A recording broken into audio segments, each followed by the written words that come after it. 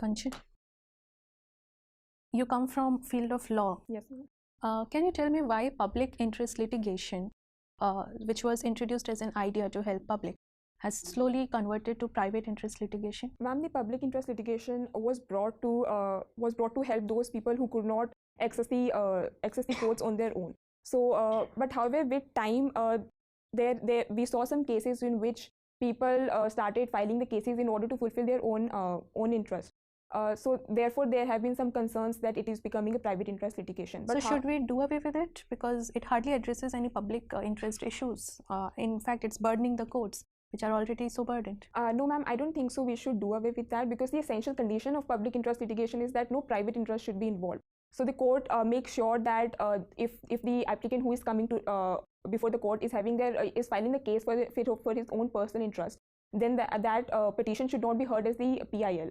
I think when these concerns are rising up regarding the misuse of PIL, there is need to bring about the procedural changes so that the PIL is used only for those purposes for which it was introduced. Does locus standi apply to PIL?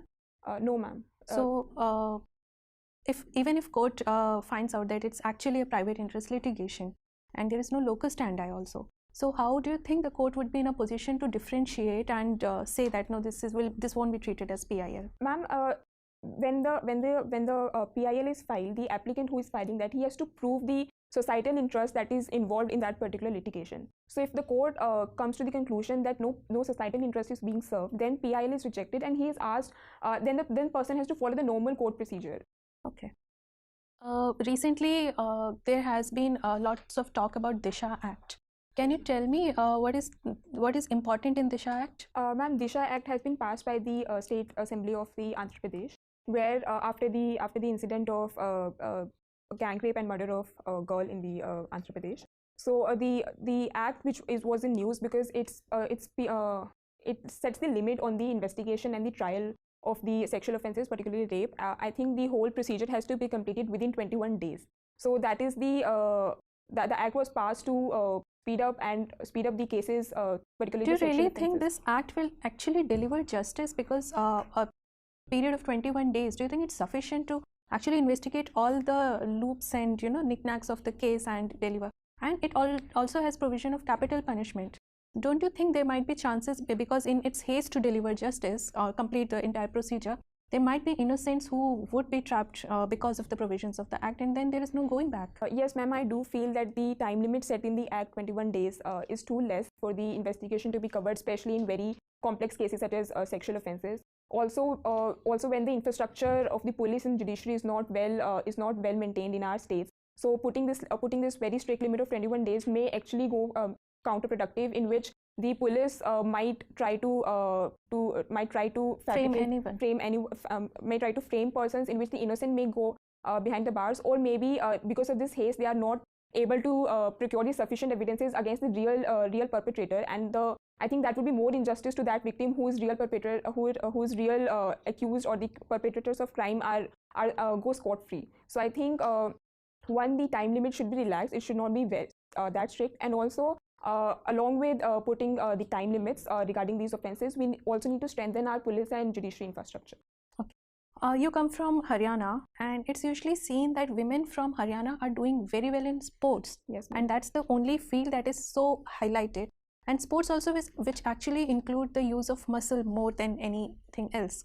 Why is it that women are choosing such sports, and why only sports women are being highlighted from Haryana? Ma'am, with respect to why women are choosing sports, I think in Haryana the sports culture is by and large very popular.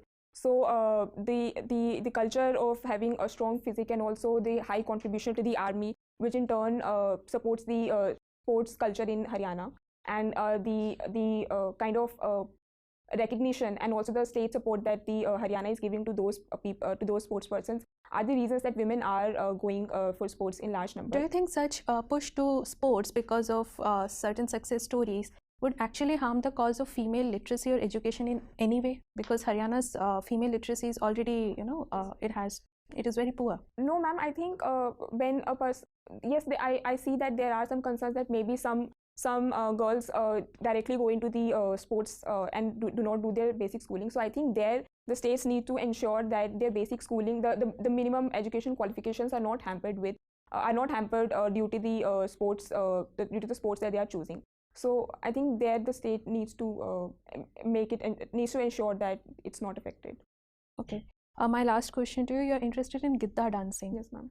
Why Gidda is primarily a woman folk dance? Why it doesn't involve many men in it? Ma'am, actually, it came as Bhangra is generally associated with men, and Gidda then generally came to be associated with women. So, but Bhangra does have yes, women ma'am. in Nowadays, it. the women are performing Bhangra with the same energy and with the same energy and They're doing the even same doing the steps. acrobatics. Yes, ma'am. So I think it just came up as two dance forms, but I don't think so right now there are any such restriction, and also there are some giddas like Malwai giddas which are done by the males and not by the females. So there are a lot of varieties even in this folk dance where males also perform it and females also. Okay, thank you. Kanchan, Yes, sir. why this Rakhi Gadi in Haryana is in news recently? Sir, Rakhi Gadi is the Indus Valley Civilization site which is found in Haryana. And right now it is in news because in the budget 2021, the government has proposed to set up a museum there in the Rakhi Gadi to also to have more research on the remains that we have found, and also to promote the tourism aspect of the Rakhi Gadi site. Okay, how many cities of India are included in World Heritage City?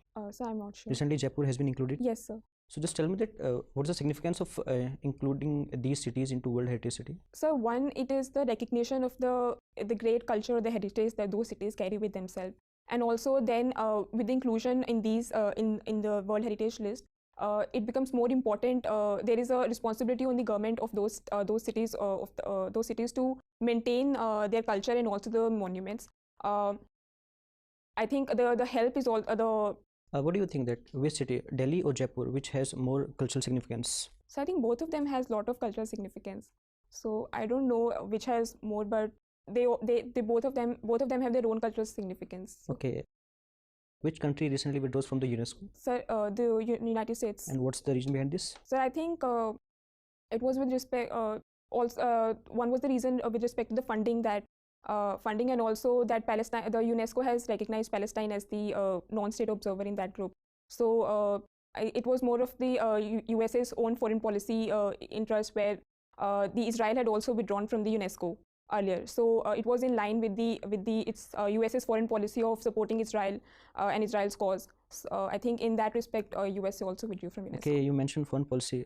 Just tell me that how do you see that India's foreign policy in the matter of you can say that conflict between US and Iran? I'm sorry, sir, could you repeat the question? Can you specify India's foreign policy, the role of Indian foreign policy in the matter of Iran and US trade war?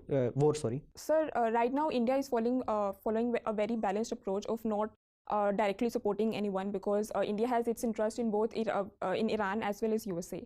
So it is trying to maintain a middle path by engaging with both the countries and trying to play a role so that both the countries come to a negotiating table and the tensions between them subside, so that India can engage with Iran more.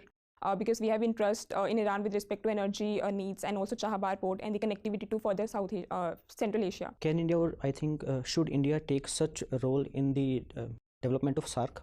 So the mediating role. Yes. So we are cooperating with the other countries of the SARC. We also try to cooperate with Pakistan also many a times. The South Asia satellite that we launched, even Pakistan was invited for that.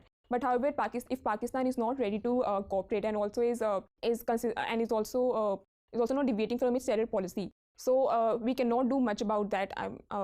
We cannot make them do that. So India is cooperating with other SARC countries and at all other levels, be disaster management or the South Asia satellite, the educational programs, etc. So okay, Kanchan, my last question to you: that which countries are common in BIMSTEC or SARC? So Nepal, Bhutan, so Bangladesh.